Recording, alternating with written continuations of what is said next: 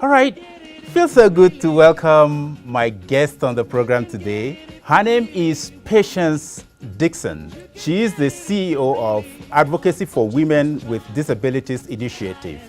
Patience Dixon, it's nice to have you in the studio. Thank you very much. You're very welcome. And as always, I will want to start by knowing the history of your disability. I think it started a very long time ago when I was about 2 years old. So I was told anyway. I had whooping cough, and so I was taken to the hospital and I was injected. And that was the end of the story. And so when I came back home, my legs just refused to function, and that is where we are today. When you say you were injected and from there your legs stopped working, was that supposed to be a mistake by the medical authorities, or what happened actually? For us, our family, we just said, we just look at it as a mistake, because it's not something that we expected. It's one of those things that happen to children, and they take them to the hospital. And as expected, it's either you administer drugs or you give them injection. But in my own case, it was different. So we really don't know what happened, but that was what happened. How did you go on to school, and what happened during schooling?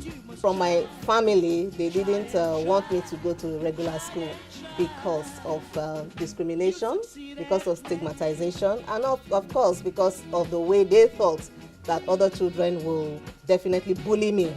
My school used to be a long-story building school, and so my class, because I have a disability, I was forced to stay in the girls' class downstairs, even though that was not where I was supposed to stay, because we used to do exam, which puts you in different classes. But in my own case, I was now made to stay in that class because I was not able to climb upstairs. He also followed me to my university as well, because that was why I chose Ambrose State University at that time, because they all had ground floors at that time when it started. I wanted to actually go to University of Benin, but because University of Benin had a lot of high rises, so I was also forced to go to where the stairs are low. I think those are some of the things that we are advocating for as at now, to say that yes, I would like to do things on my own, and I would like to also do it according to my choice. But at that point, I had a choice, but my choice was not good enough, let me put it that way. I was forced to go to another line. Well, that is, we are hoping that things will change for the better. All right. After school, what did you find yourself doing? Is it something that you initially planned doing, or you just have to start doing it because there was no means of doing what you really wanted to do? Like I said, I studied accounting, but accounting went another way now because I'm no longer using it. I looked for a job for a long time after I graduated, and I was not able to get the job I wanted to continue my field of training. But I still continue, because at the end I was able to get a job with an organization that was working for people with disabilities, not as an accountant, but as a social worker now. And that is one thing that I've always wanted to do, because it gave me passion to work with people like myself. And so it was a very good platform for me to build up of the kind of passion that I wanted to do in life. Yes, I got that job, and it opened up the way, a good and positive way into my future. Okay, you're not being able to get a job initially. Was it as a result of your disability, or it was due to the general employment situation?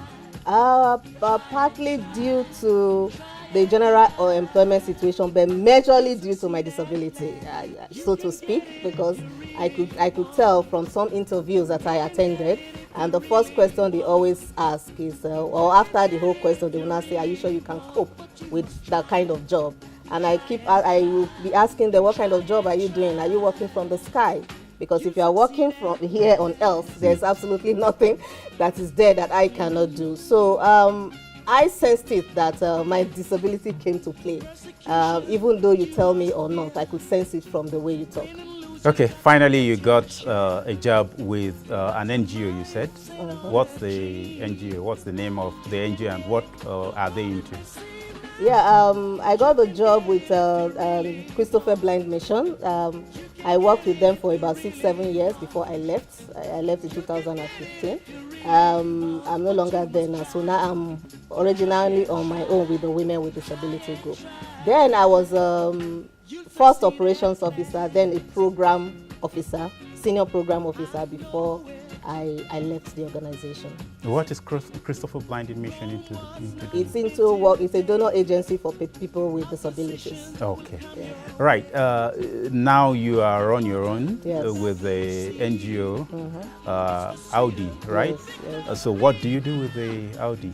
Audi is an organization that works work with women and girls with disability that make them understand their rights and make them also to know that they are people to be reckoned with in the society. And so the organization is just to open up space and create a voice, a better voice, a louder voice for women and girls with disabilities in Nigeria, and it's a national program. At the moment we have, we work in the form of self-help group, a group of like 2 to 20 or 30 women in the community. So now we have about 61 groups across 19 states.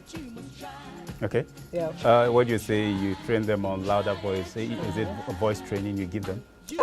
Don't mind me, I'm just kidding. Yeah. All right.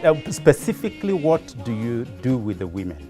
Yes, with the women, we train them, we build their capacity because, like you know, because of my experience as a girl child with disability, and then now as a woman with disability, I begin to understand that women with disability are really nowhere in Nigeria, and they are really at the bottom of the ladder in everything. And so even in the agenda, people hardly talk about them. Yes, they talk about persons with disability, but women with disability is nowhere to be found. Well, that might be at the time when we started anyway, but thank God now things are a bit increasing. So what we do with these women is to capture them from the community where they are, especially the educated ones, and then we build their capacity by training them so that they'll be bold, they'll know their rights, and then they'll begin to have high self-confidence about themselves. And just recently, in about 3-4 years now, we started thinking of how to give them, for them to build their income by engaging them in skill acquisition programs in various states. Thank you very much. It's been wonderful having you on the program. Thank you, Mr. Liman. Thanks for inviting me. And keep the good work going on. I will. Thank and I you wish you well in everything. Oh, great.